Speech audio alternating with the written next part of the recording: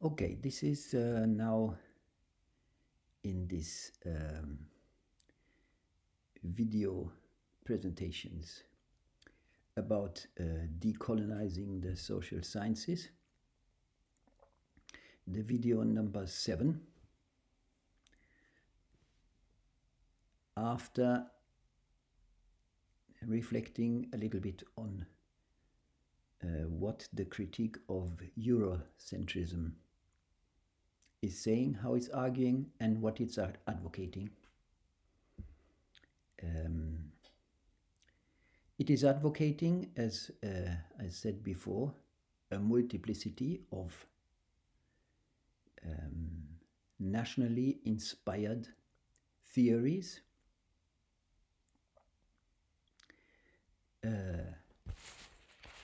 and arguing for a multiplicity of theories which are created in the context, which is the political context of the national societies, and argue for other theories created in other contexts than the European social sciences. It is obvious that this critique of Eurocentrism has political motivations and is arguing for the representation of especially the new capitalist countries, the former colonies, which have all been transformed into the same kind of countries with the same society model as the former colonies, and in which the social scientists are now arguing for a social science approach that allows these countries, that is their academics, to represent their national societies in these discourses and therefore critique a monopole of the Europeans on these social science theories. It is obvious, of course, that this is politically motivated. Nevertheless, it is a critique of the social science theories, of the ways they create their theories, and it's a fundamental critique. It's not only critiquing any theory here or there.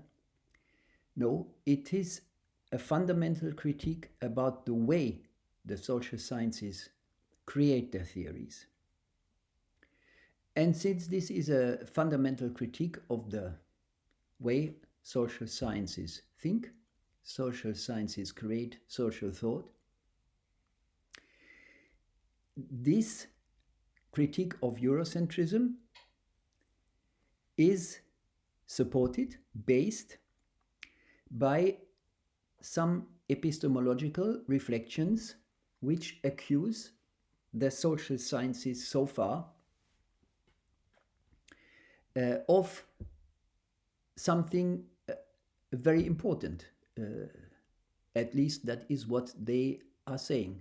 The important thing is, they say, social sciences so far did not take into account, when they create theories, the place where they origin. So the critique of Eurocentrism is based on epistemological reflections in which the social sciences so far, until today, are accused that they were thinking in a wrong way by ignoring a relevant dimension of reality. This theory, these epistemological reflections, critiquing social science thinking in that fundamental sense, has been developed by a guy, Chakrabarty, and he elaborates this theory, how and why and in which way social sciences have not dealt with what he calls the place of where thinking happens, where it originates from. He has published this in a book that I'm discussing here now, which is called Provincializing Europe. I will quickly read 3 quotations from this book, along which I will then discuss what his critique about the European social sciences is about. Now, I try to read this like this. So, the first quotation is the proposition that thought is related to place is central to my project Provincializing Europe. So what he is saying is that so far social science thinking did not care about the place as, let's say it in a neutral way. We will later find out what it precisely means. Place as a relevant epistemological category in creating social thought.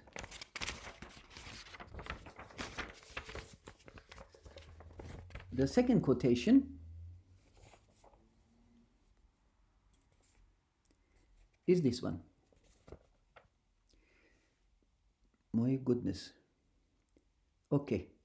To provincialize Europe was precisely to find out how and in what sense European ideas that were universal were also at one and the same time drawn from very particular intellectual and historical traditions that could not claim any universal validity. It was to ask the question about how thought was related to place. Can thought transcend places of their origin, or do places leave their imprint on thought in such ways as to call into question the idea of purely abstract categories? And I continue with the third one, in which he gives an example how social thought has to reflect on place. What he's saying is, until I arrived in Australia, I had never seriously entertained the implications of the fact that an abstract and universal idea, characteristic of political modernity everywhere, the idea of equality, say, or of democracy, or even of the dignity of human being, could look utterly different in different historical contexts. Australia, like India, is a thriving electoral democracy. But election day there does not have anything of the atmosphere of festivity that I was used to it in India. Now, I come back to this third quotation soon. Let's just go again back to the main quotation, in which he is presenting his critique of the social sciences. I read it again. To provincialize Europe was precisely to find out how and in what sense European ideas that were universal were also at one and the same time drawn from very particular intellectual and historical traditions that could not claim any universal validity. It was to ask the question about how thought was related to place. Can thought transcend places of their origin?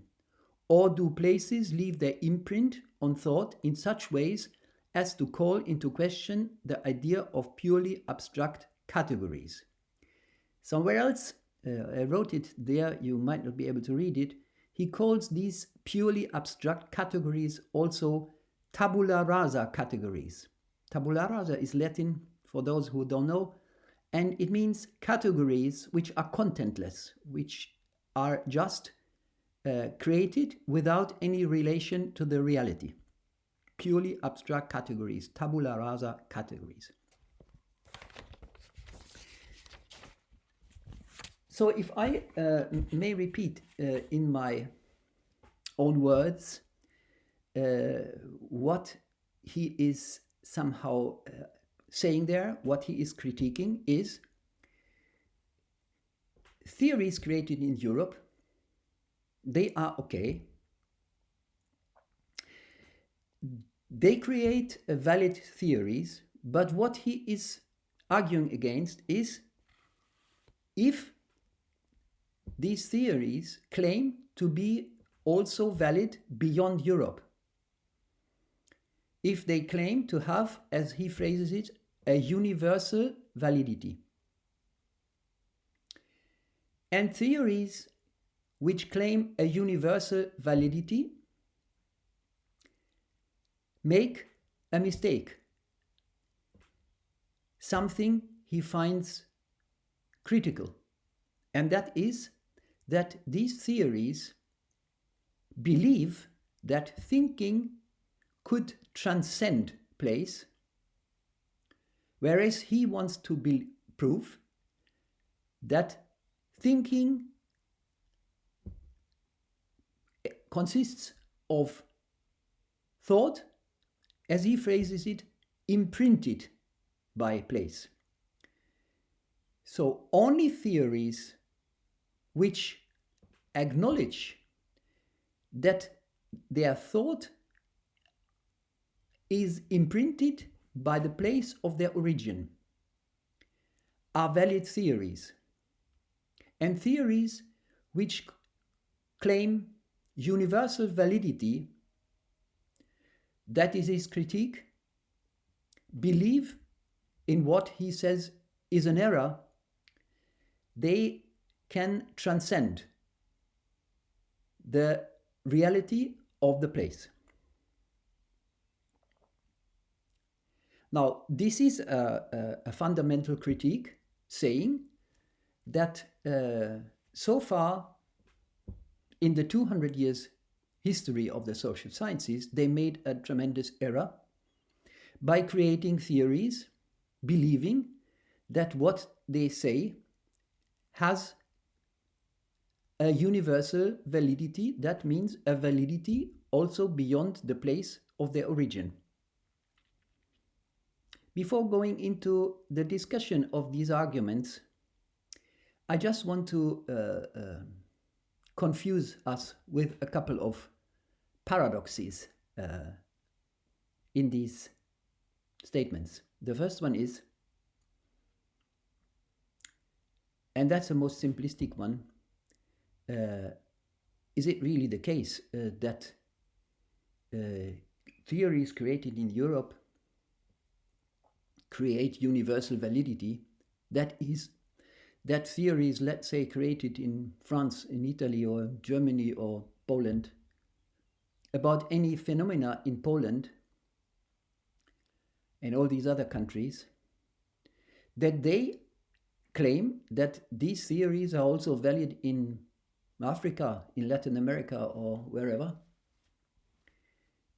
This is a little bit irritating because, as you know, these very social sciences these days, these years, are involved in a heavy discourse which is titled Globalization of Social Sciences. And in this debate, what they are somehow criticizing about themselves is that so far they didn't pay any attention to any place in the world beyond their national societies. So this is a bit strange to say that these theorists and their theories created in the national societies in Europe would claim to be, to use his word, valid theories also anywhere beyond Europe. If I follow this discussion about globalization of social sciences, The problem they are discussing there is rather that they don't care about the world at all.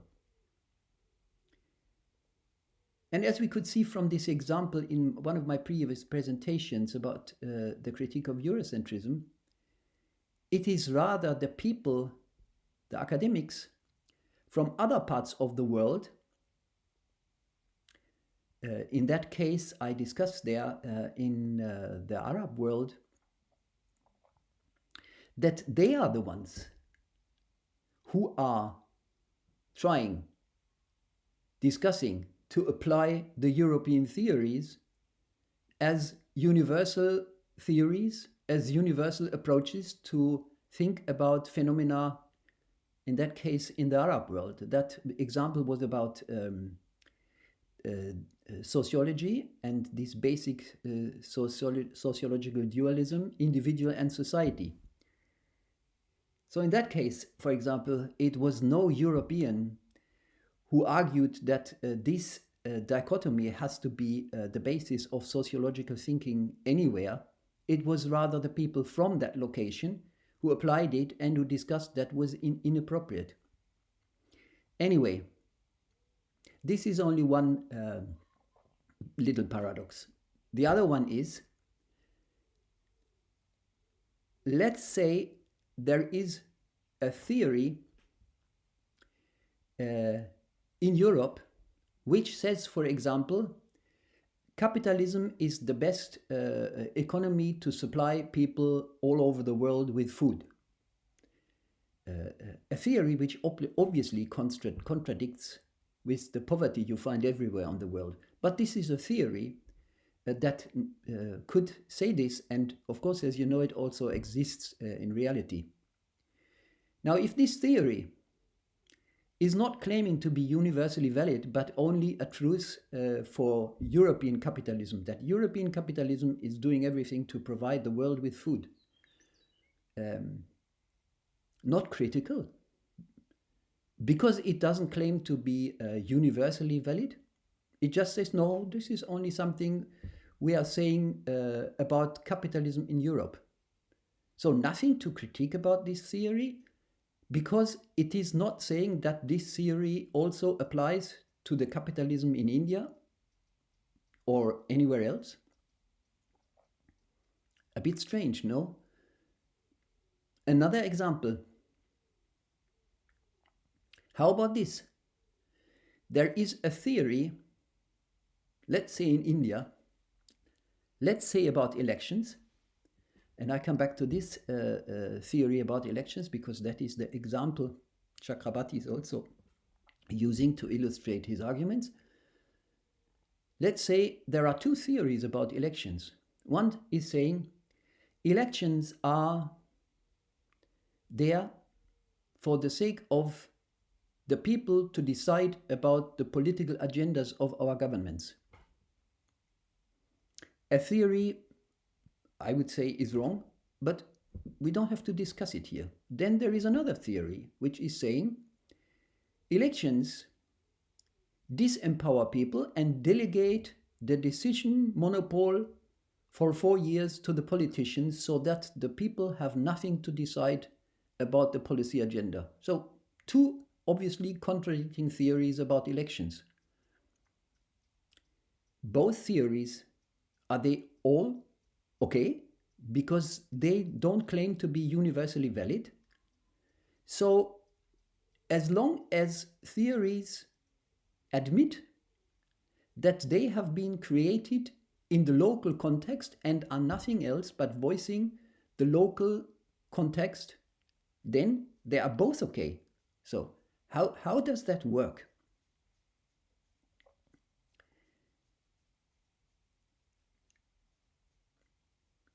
So the critique is theories are all okay as long as they don't claim a validity that goes beyond the place of where they are created and what they are created about.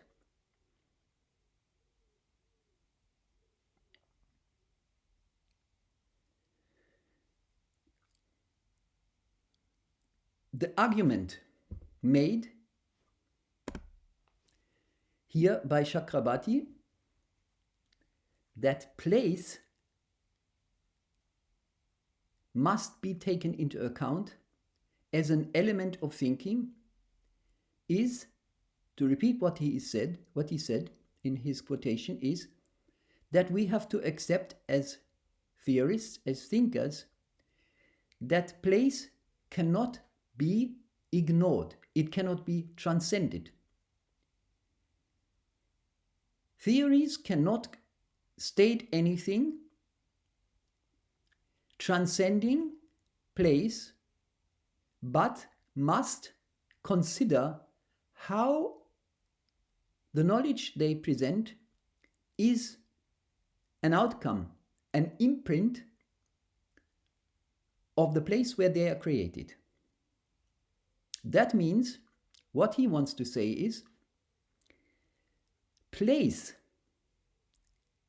is a source, an element of creating thought.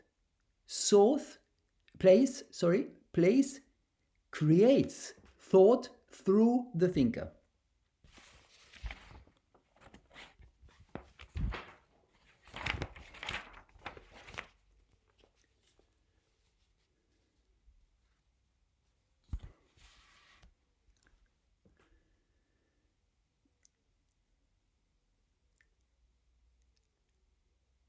If theories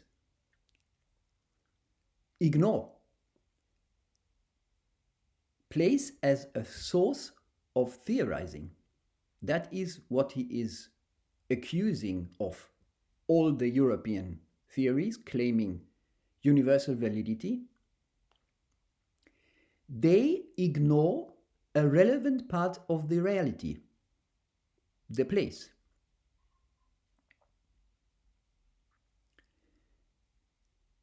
Now, let's have a quick look at this category, place.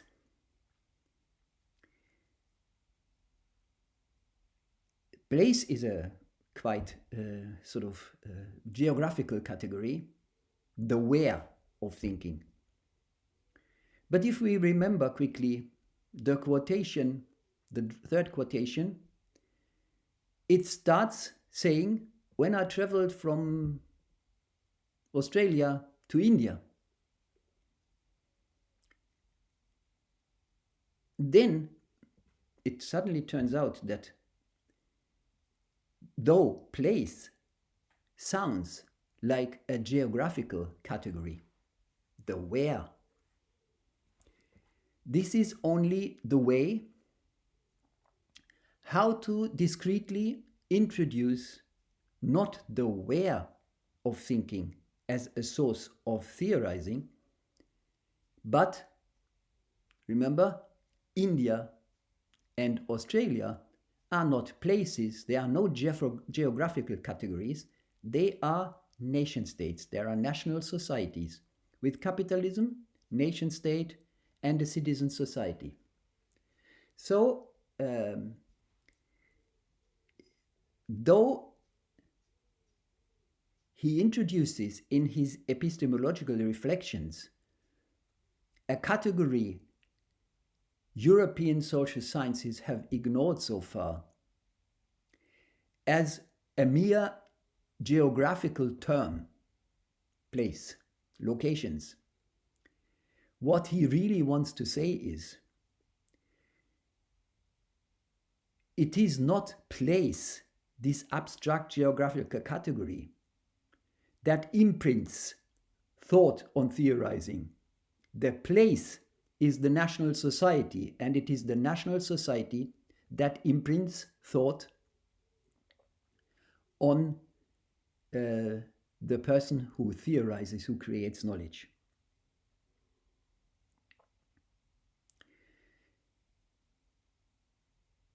Before coming to this, how this works and what it means, let's go back a step and think about what he wants to say with his hint on thinking that believes it could transcend reality, the place, which is the national societies, resulting in what he criticizes as purely abstract categories, the tabula rasa categories. What is he saying here? Thinking that doesn't accept that theorizing, thinking, thought, the knowledge it creates, must voice the national societies, is thinking that is purely abstract, tabula rasa. This is a mistake.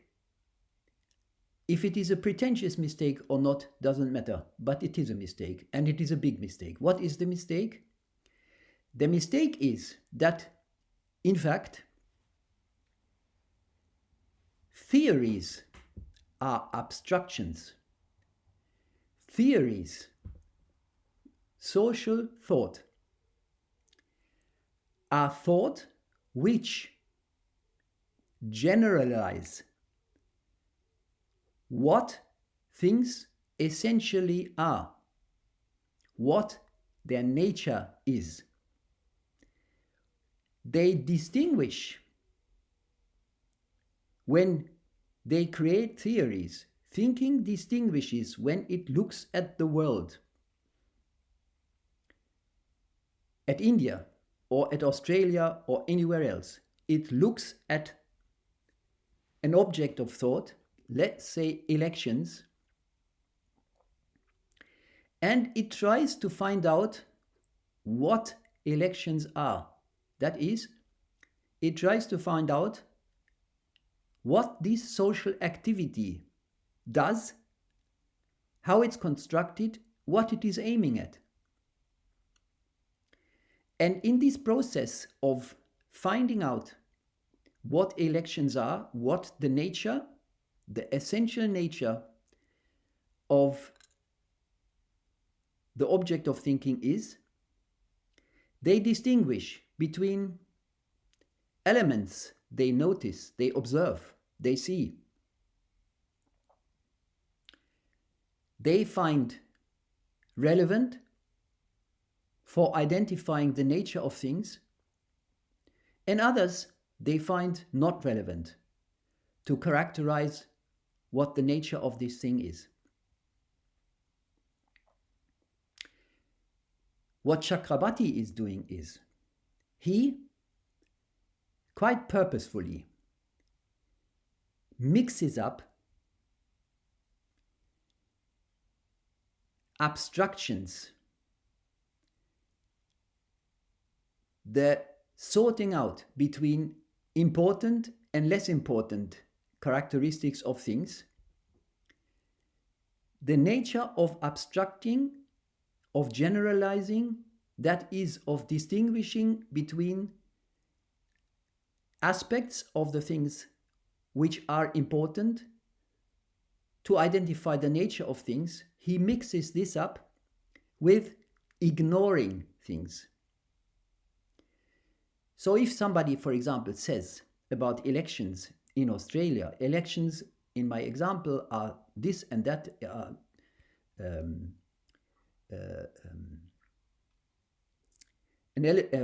procedure in order to empower people to decide about the government program, which is, let's say, to my mind, a wrong theory.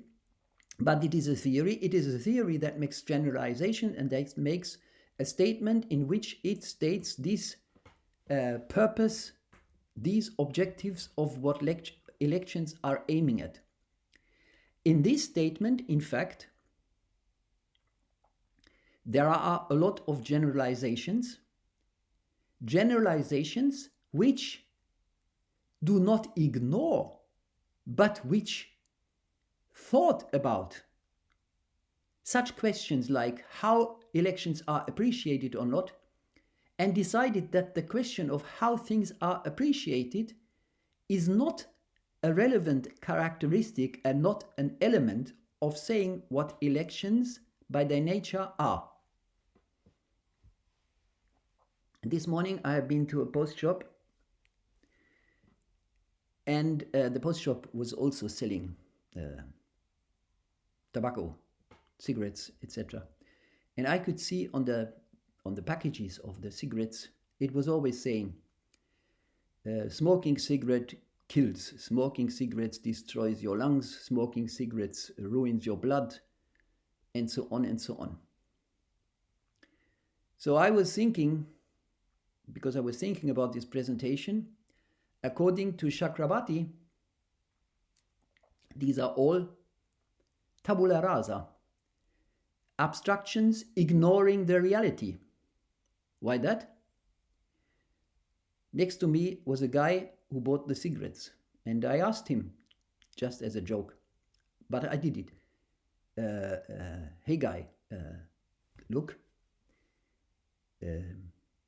don't you see that you kill yourself if you smoke cigarettes? Look what is written there. Cigarettes are ruining your lung and create cancer. And the guy said, but I like to smoke. Exactly this is the logic of Chakrabarti. While scientific thinking thinks about the nature of things, it is not ignoring the nature of things if you do not take into account the individual appreciation of somebody who likes to smoke cigarettes, and you say, but cigarettes can be very beautiful, they can be nice, I enjoy smoking it. And what he is saying, in fact, is that theories which do not take into consideration the appreciation of people of the things the theories are dealing with, they ignore a relevant part of the reality. That's what he calls the place. So the logic of the argument is, to summarize,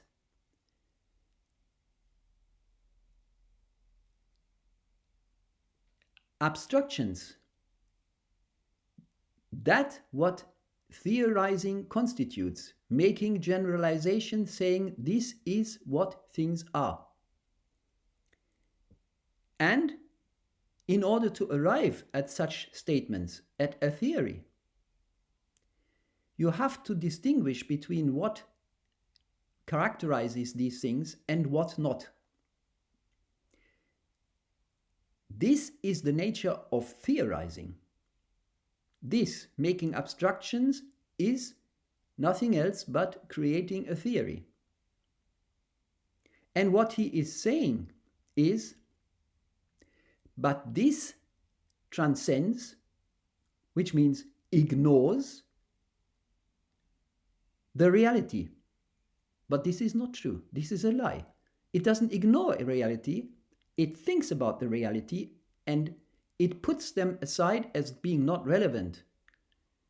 But putting them aside as not being relevant is not the same as ignoring them. It is a very thoughtful part of thinking.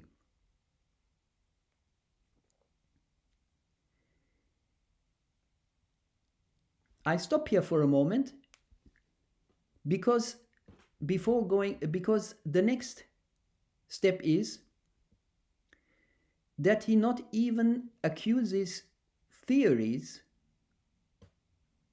that they ignore realities by making what theories are, abstractions, generalizations.